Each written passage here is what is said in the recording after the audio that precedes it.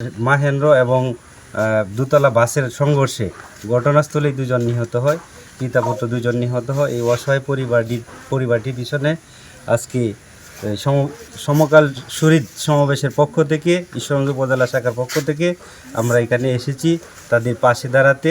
তাদেরকে আমরা একটি গাভী উপহার দিয়েছি। সমকাল শহীদ সমাবেশের পক্ষ থেকে কিছু ঈদ সামগ্রী দিয়েছি। বিরল ঘটনা আছে, যে ঘটনাটি ঈশ্বরগঞ্জের মানুষ তথা সারা বাংলাদেশের মানুষকে কষ্ট দিয়েছিল, বাবা ছেলের মৃত্যু। সেই মৃত্যুর খবর শুনে সবাই যেমন চোখের জল ফেলেছে, তেমনি সমকাল শহীদ সমাবেশও চোখের জল ফেলেছিল সেদিন।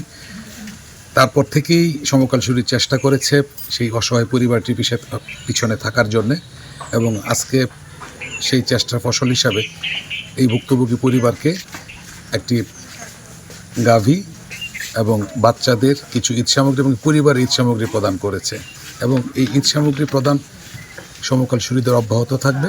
সমকাল শহীদ এইসব অসহায় মানুষদের পিছনে কাজ করবে, এই প্রত্যাশা রাখছি। পরিবারটা একদম অসহায়, যে দুজন ব্যক্তি ইনকামের সোর্স ছিল, এই দুজন ব্যক্তি একসাথে একবারে মারা গেছে।